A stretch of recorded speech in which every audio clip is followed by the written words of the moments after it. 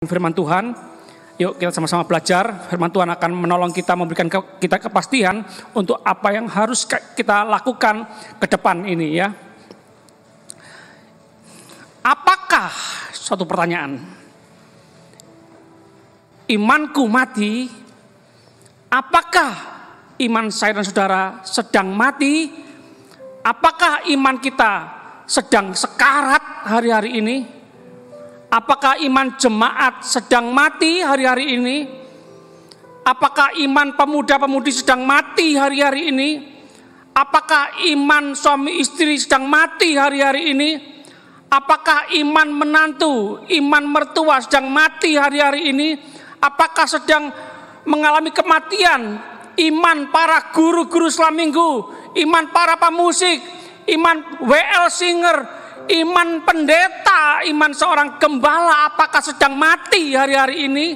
Bisakah mati? Bagaimana kalau kita mengalami yang namanya sekarat, yang namanya kematian iman kita? Kita lihat Yakobus 2 ayat 26. Surat Yakobus ditulis oleh Yakobus, saudara Yesus yang tadinya, yang dulunya tidak percaya bahwa Yesus adalah Mesias, Allah yang menjadi manusia, tidak percaya, oh dia saudaraku kok. Tapi ketika Yesus mati dan bangkit dan naik ke surga, baru percaya, tercelik mata rohaninya. Dipakai Tuhan luar biasa menjadi seorang rasul Yakobus, sehingga menulis surat Yakobus ini. Yakobus ditujukan kepada orang-orang yang di perantauan. Wah, di perantauan ini ya sedih sendiri, harus mandiri, merintis dari bawah, merintis dari nol. Susah ya, banyak susahnya di perantauan ya. Perlu penghiburan, perlu kekuatan, banyak pencobaan, saudaraku. Bukankah mirip kita hari-hari ini? Banyak pencobaan, banyak masalah, banyak kekurangan, banyak menangis, mengalami pandemi, musibah, sakit, penyakit. Menakutkan, mencekam hari-hari ini. Masa pencobaan. Bisa menakutkan, juga bisa menggembirakan. Karena Tuhan bisa ubah menjadi masa ujian. Kita tahu bukan, ujian tujuannya untuk naik kelas, naik level yang lebih tinggi, dewasa rohani yang lebih lagi, menghasilkan kerohanian yang lebih berkualitas tinggi lebih lagi. Pencobaan tergantung kita, cara memandangnya bagaimana, cara pandang kita bagaimana. Cobaan untuk menghancurkan atau cobaan Tuhan pakai menjadi ujian untuk menaikkan kita lebih tinggi.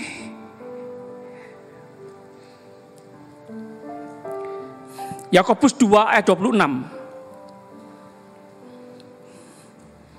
Sebab seperti tubuh tanpa roh adalah mati. Menakutkan ya. Masih adakah kita jemaat ada roh yang menyala-nyala? Adakah kita para pelayan Tuhan di mimbar ini melayani, menyanyi, main musik dengan roh yang menyala-nyala? Bersama roh, hidup bersama roh Allah. Hidup mau dipimpin roh Allah. Hidup yang sedang dituntun roh Allah. Hidup yang sedang dikuasai roh Allah. Atau hidup kita sedang dikuasai kedagingan kita, dikuasai keinginan dosa kita, mau jalan sendiri. Jangan pegang-pegang Tuhan. Tidak usah tuntun-tuntun aku Tuhan. Tidak usah pegang tanganku Tuhan. Aku sudah besar, aku bisa jalan sendiri. Begitu? Sakarepe dhewe. Semaunya sendiri. Jangan.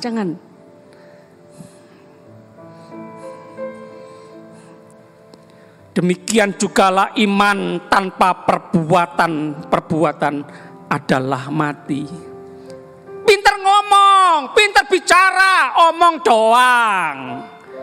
Pinter khotbah, pinter berbahasa roh, pinter bernubuat. Nubuat atau lubuat. pinter mengajar.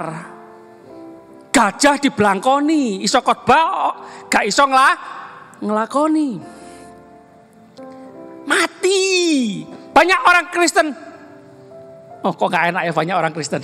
Kok kayak tahu-tahu, sok tahu lu.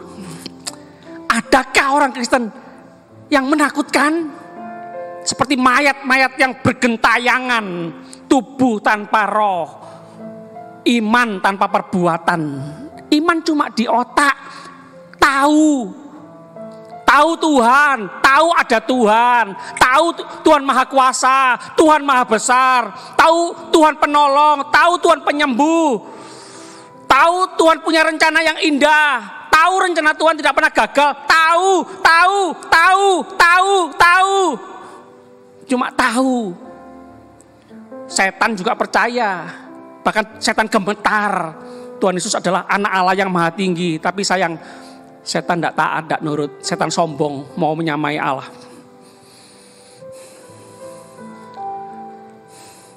Oh, doa kita sama-sama hari-hari ini. Kita menjadi orang-orang Kristen, anak Tuhan, hamba-hamba Tuhan yang tidak sekedar tahu, tapi berbuat. Tidak sekedar tahu firman, tapi lakukan firman Tuhan. Tidak sekedar tahu, mengerti firman Tuhan, tapi membiarkan firman Tuhan hidup dalam kehidupan kita sehari-hari. Tidak hanya pintar di gereja tok, tapi di rumah, dimanapun kita berada di jalan. Membiarkan firman Tuhan hidup.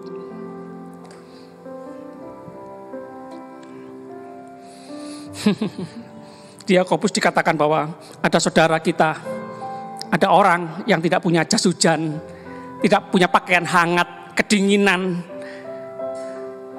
Udara di luar dingin, udara di luar mungkin ada salju, kedinginan. Lalu kita berkata apa? Dadah, selamat jalan, hati-hati di jalan, selamat pakai pakaian hangat ya, selamat pakai jas hujan ya. Padahal kita tahu dia kedinginan, dia tidak punya pakaian hangat, tidak punya baju hangat, tidak punya mantel, tidak punya jaket, tidak punya jas hujan. Dadah, padahal kita punya 10, padahal kita punya 50, kita punya 5 atau punya 2, bisa berbagi, tapi kita tidak melakukannya. Kita biarkan kedinginan. Yakobus juga mengatakan, ada saudara kita yang lapar, haus, sakit perut.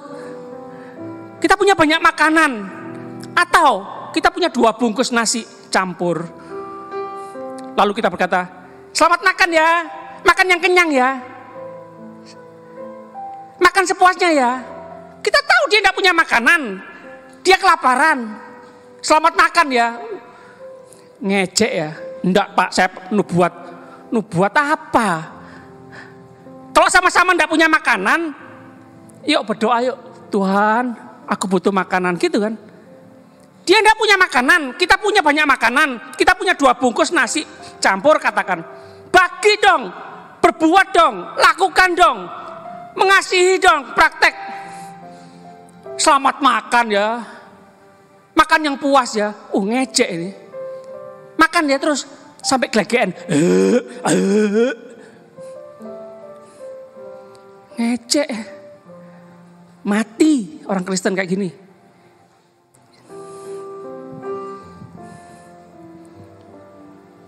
Adakah orang Kristen yang mati hari-hari ini? Adakah pendeta yang mati hari-hari ini? Adakah gembala yang mati hari-hari ini? Omong doang, pintar bicara, tidak melakukan apa yang dia tahu.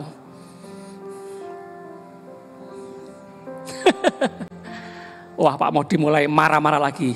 Habis bertengkar sama istri ya Pak. Kalau bertengkar sama istri, jangan khotbah Pak. Enggak kok, saya tadi malam peluk-pelukan ya, cium-ciuman. Oh enggak ya, belum ya. Tadi pagi belum cium ya. Yuk sayang. Repot enggak? Sempet pontal-pontal ke susu. Tidur jam 2 pagi kemarin. Bangun pontal-pontal, mandi. Nggak tahu tadi pagi sudah sikat gigi belum saya ya? Sudah kok. Tapi enggak apa-apa lah, meskipun enggak apa-apa kan pakai masker.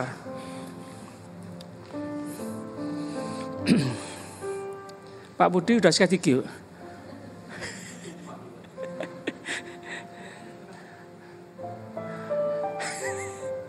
Ayo mau tanya apa? Victor sudah sikat gigi.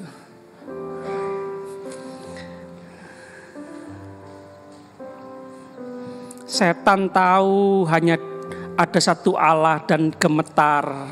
Tapi cuma tahu, tapi tidak ada hubungan yang baik, tidak ada relasi yang baik. Saya berdoa kita semua adalah anak Tuhan, hamba Tuhan yang punya relasi yang baik, hubungan yang baik dengan Tuhan. Wow, itu yang terpenting dalam hidup ini. Tidak punya hubungan konglomerat di dunia ini tidak apa-apa. Tidak punya hubungan pejabat tinggi di dunia ini tidak apa-apa. Kalau punya bersyukur, terima kasih, terima kasih, terima kasih. Tidak punya hubungan dengan presiden, raja, tidak apa-apa. Tidak punya hubungan ratu Inggris, tidak apa-apa. Tapi punya hubungan dengan raja segala raja, Tuhan segala Tuhan, Raja alam semesta. Wow, seringkali kita bodoh sekali. Kita nyembah-nyembah, nyium tangan konglomerat. Kita bangga, seneng salaman sama orang yang kaya. Siapa itu namanya? Pak Iwan yang punya mobil Lamborghini, Ferrari. Luar biasa. Pak, Tuhan punya triliunan, miliaran planet, bintang-bintang di alam semesta ini. Dijual satu bintang aja tidak ada satupun yang bisa beli di dunia ini. Tapi kenapa kita nggak menghormati Tuhan, nggak takut akan Tuhan, malah marah-marah sama Tuhan. Kalau kita mengalami cobaan, ujian, Tuhan kau jahat, katanya engkau baik, kenapa aku mengalami cobaan ini? Kenapa Tuhan uji aku? Saudara diuji, saudara akan keluar seperti emas yang murni. Tuhan ingin membanggakan saudara di hadapan para malaikat, di hadapan para manusia. Kuatkan dan teguhkan hatimu. Di masa-masa ujian yang berat, Tuhan ingin memastikan kita lebih cinta Tuhan daripada semua. Lebih cinta Tuhan daripada cinta uang.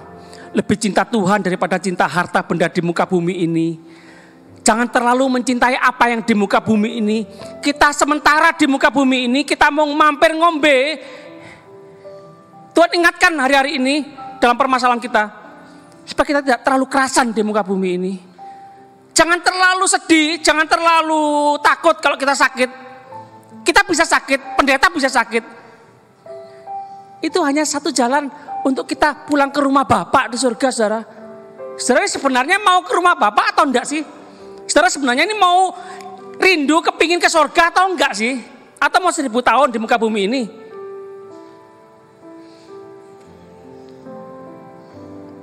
Abraham, kata surat Yakobus. Tuhan terkenal ya.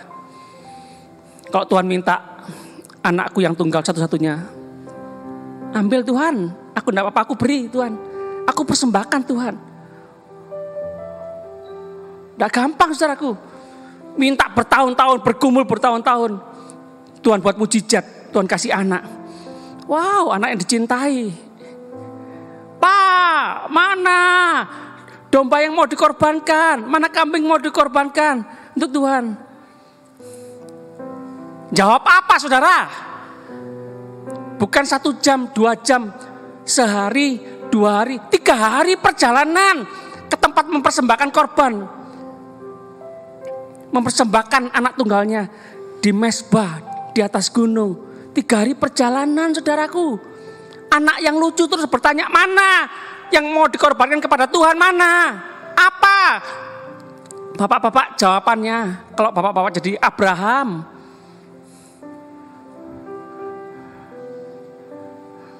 Nangis saudara.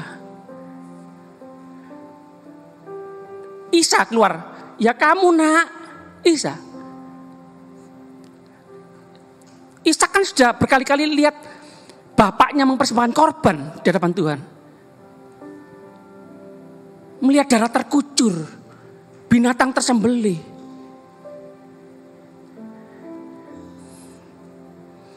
Ketika mempersembahkan yang terbaik untuk Tuhan, ketika berkorban Tuhan. Mungkin nangis ya Abraham, mungkin nangis Ishak ya. Tahukah saudara, ketika ada di mezbah korban bakaran, ketika Abraham mempersembahkan Ishak, Tuhan yang menangis saudara. Kok ada manusia yang seperti ini?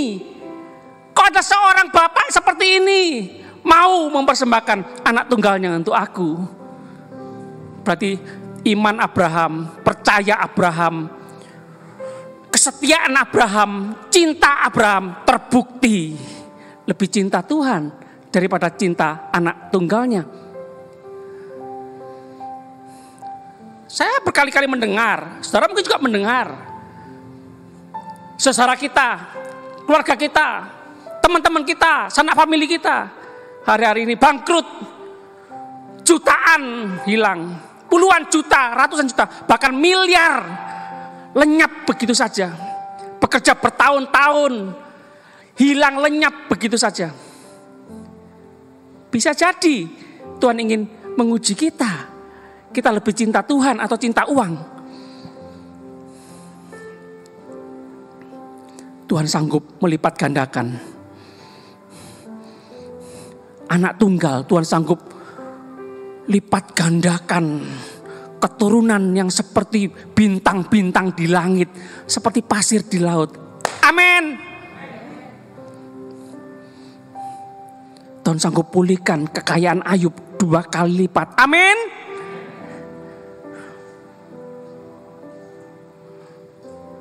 Jangan cuma omong tok. Aku percaya Tuhan. Hatiku percaya. Nyanyi pinter.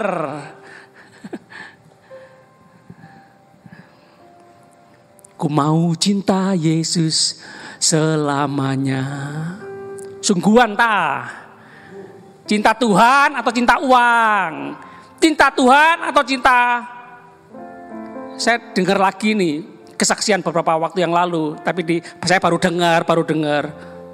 Pelayanan Pak, Bu, di luar pulau. Wah, sudah lumayan berhasil. Dari melarat, Tuhan berkati luar biasa, bisa punya rumah sekitar berapa M gitu ya. Pelayanan Bu, saya keluarga, keluar pulau, memberkati daerah-daerah terpencil, daerah miskin. Bukan cari uang, khotbah di gereja besar supaya dapat angpau persembahan kasih yang banyak. Bukan loh. Justru menabur. Pulang pelayanan Pak, Bu. Lihat rumah ini gosong sudah. Kebakaran. Bisa tersenyum? Terpujilah Tuhan. Tuhan yang memberi, Tuhan yang mengambil. Begitu? Atau wes gak usah pelayanan wes gak usah gereja-gerejaan wes, gak usah Tuhan-Tuhanan. Aku pelayanan kok bangkrut, aku pelayanan kok rumah kebakaran. Cinta Tuhan atau cinta rumah? Tuhan tidak sanggup memberi 10 rumah. Masalah berat, Tuhan mau pakai saudara bersaksi yang berat juga.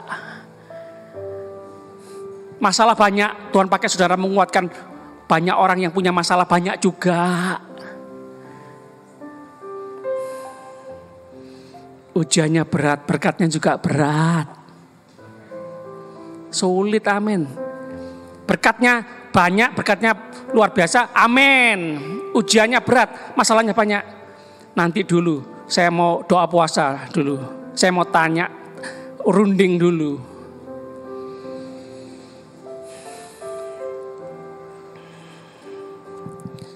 Yakobus juga menyinggung soal Rahab, seorang pelacur.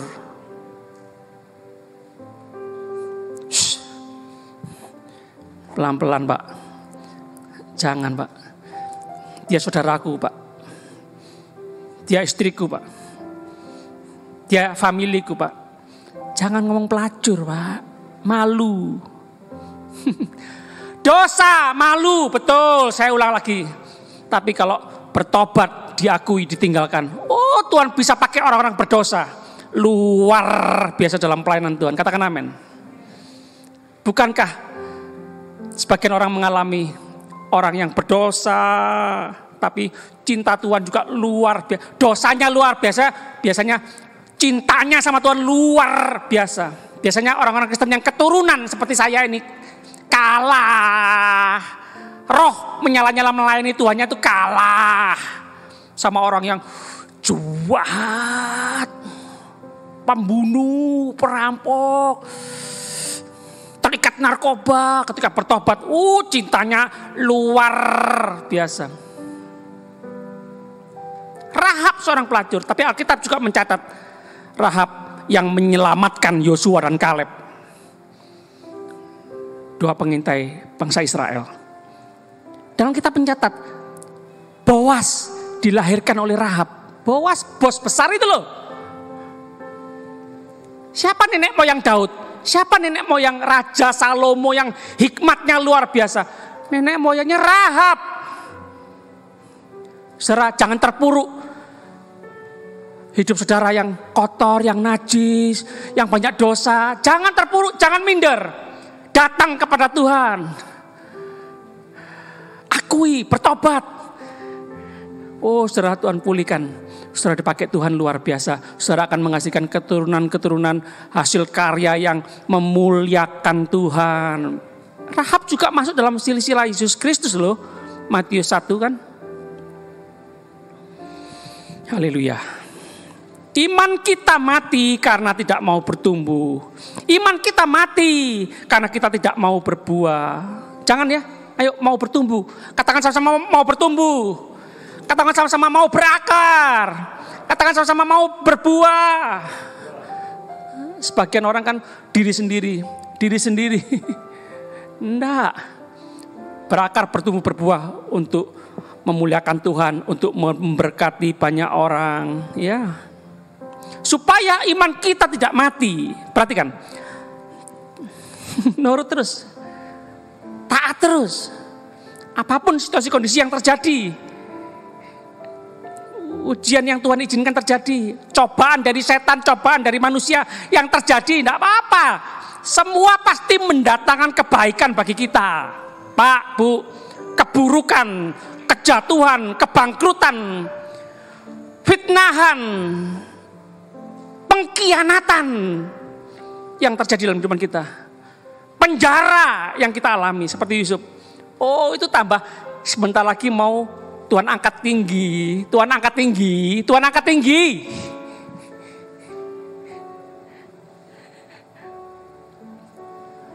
Aduh tambah sakit. Aduh tambah sakit. 7 bulan. Aduh 8 bulan. Aduh tambah sakit. Wes. Gak usah melahirkan wes tambah sakit. Enggak. 9 bulan tambah sakit. Mau lahir bayi, Bu. Saudara sekarang menderita. Enggak kuat Tuhan, enggak kuat. Saudara sabar. Saudara mau melahirkan bayi.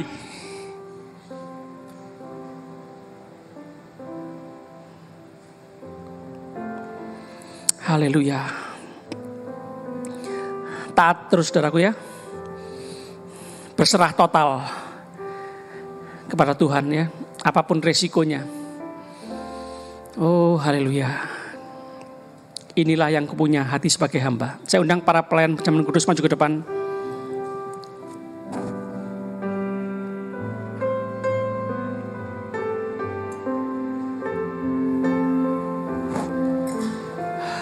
Tuhan mau bangkitkan lagi iman-iman yang mati. Iman-iman yang semaput, yang sekarat. Tuhan mau bangkitkan. Tidak ada yang mustahil bagi Tuhan. Layani Tuhan dengan roh yang menyala-nyala. Percaya terus. Dia Bapak yang baik. Rencana Tuhan dalam kehidupan saudara dan saya tidak pernah gagal. Hidup saudara mahal, jangan sia-siakan. Nilai harga hidup saudara seharga nyawa Tuhan Yesus di atas kayu salib. Dia menebus saudara dan saya. Dia sudah menebus hidup saudara dan saya. Dia sudah mati bagi saudara dan saya. Dia sudah mengasihi, sudah terus mengasihi kita. Bahkan ketika kita masih berdosa loh. Belum nurut, belum menyenangkan Tuhan. Tuhan masih terus mengasihi saudara dan saya.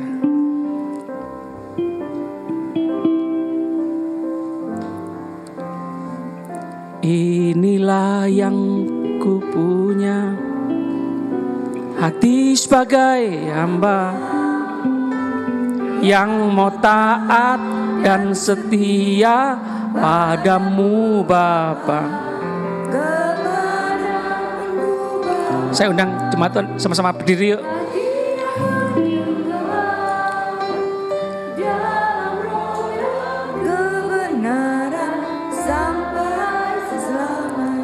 Biarkan keyboard nyanyikan lagu ini ya. Saudara, Yesus Kristus mau tinggalkan surga yang mulia, datang ke muka bumi ini. Natal, Yesus lahir loh. Yang punya kuasa surga dan di bumi, yang sanggup menyembuhkan segala penyakit, yang membuat setan tunduk, lari terbirit-birit, yang sanggup membangkitkan orang mati. Dia mau lahir di kandang Bethlehem loh, di kandang yang hina loh. Hidupnya terus melakukan kehendak Bapa sampai masuk dalam kerajaan, sampai mati di atas kayu salib. Bukan sampai kaya raya, bukan sampai hidup mewah, bukan sampai diberkati, diangkat tinggi luar biasa, dapat kedudukan tinggi, dipuji-puji. Enggak. Fokus melakukan kehendak Bapa.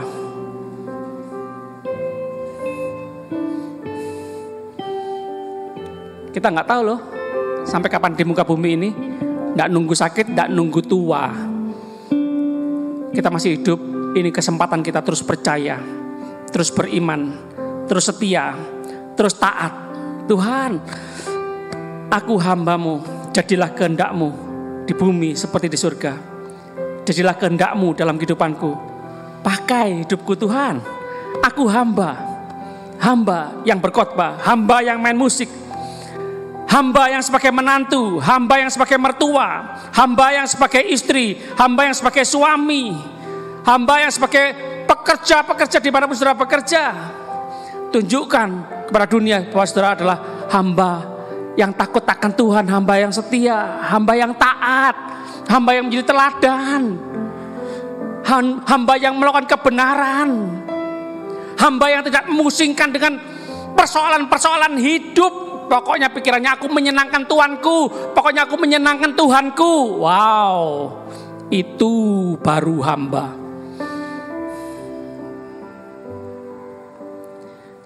Kami aminkan firman-Mu Tuhan. Kami mau sambut perjamuan kudus ini dengan hormat dan takut akan Tuhan. Lebih lagi menghargai pengorbanan Tuhan Yesus di atas kayu salib. Demi nama Tuhan Yesus kami berdoa. Haleluya. Sama-sama katakan amin. Jemaat dipersilakan duduk. Inilah yang Kau punya.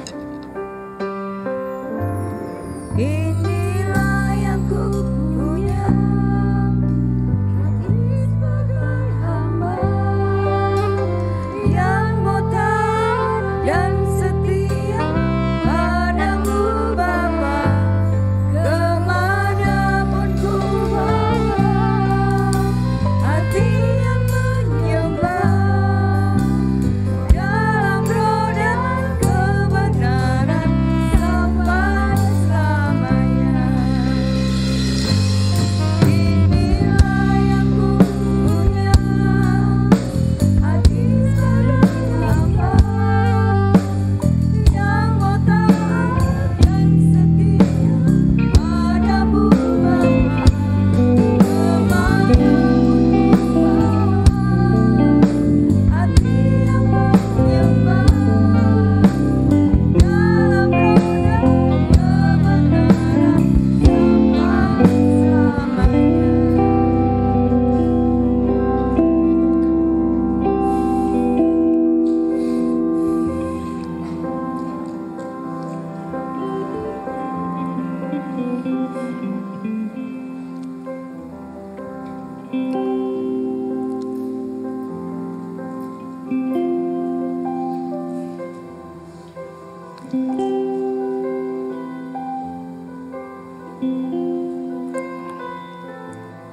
Khususnya saya berdoa untuk para bapak, kaum bapak, para suami.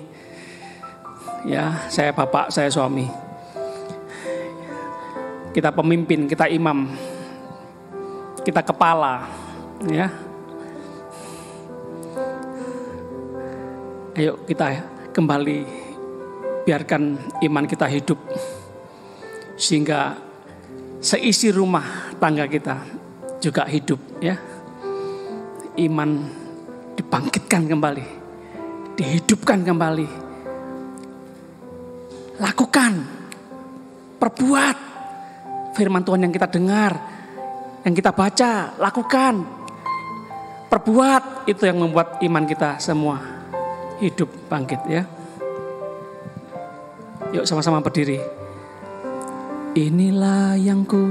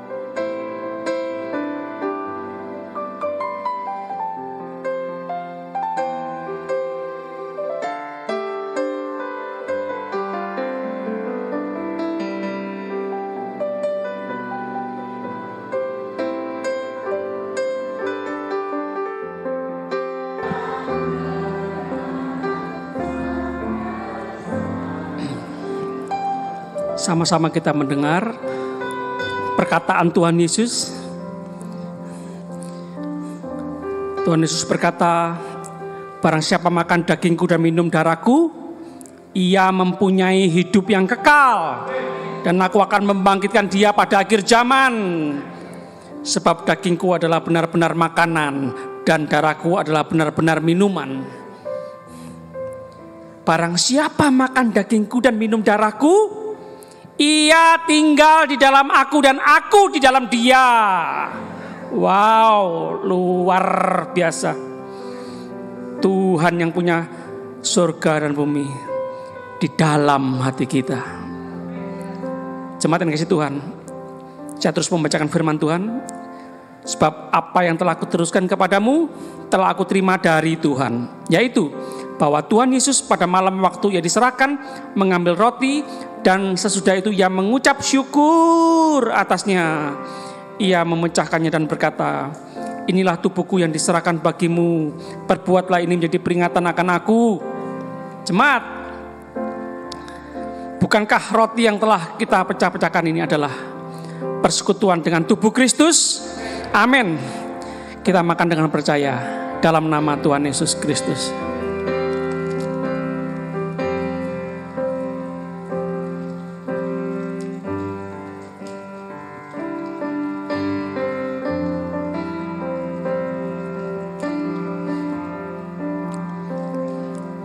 Demikian juga ia mengambil cawan sesudah makan, lalu berkata, cawan ini adalah perjanjian baru yang dimeteraikan oleh darahku. Perbuatlah ini setiap kali kamu meminumnya menjadi peringatan akan aku. Jemaat yang kasih Tuhan, bukankah cawan pengucapan syukur yang atasnya kita ucapan syukur adalah persekutuan dengan darah Kristus? Amin. Kita minum dengan percaya dalam nama Tuhan Yesus Kristus.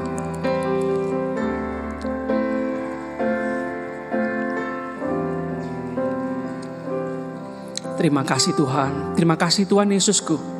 Kami bersyukur Tuhan sudah menebus hidup kami. Tuhan sudah mengampuni segala dosa kami. Terima kasih, karena Tuhan Yesus Kristus kami dikuduskan, karena Tuhan Yesus Kristus kami dibenarkan, karena Tuhan Yesus Kristus kami dilayakkan masuk dalam kerajaan Allah kekal mulia selama-lamanya. Terima kasih Tuhan. Anugerah, kasih karunia, hadiah yang terindah dalam kehidupan kami. Terima kasih. Sebentar kami akan kembali ke tempat kami masing-masing dengan penuh sukacita, damai, sejahtera dari Tuhan Yesus Kristus. Kami terus percaya perlindungan penyertaan Tuhan yang sempurna untuk kami. Anugerah Tuhan melimpah seumur hidup kami. Kami sudah percaya, bersyukur, dan berdoa demi nama Bapa Putra dan Roh Kudus dalam nama Tuhan Yesus Kristus. Haleluya. Sama-sama katakan amin. Dimohon saudara menjaga kebersihan gereja ini. Mohon saudara ambil sampah di sekitar saudara dan buang di tempat sampah. Tuhan memberkati.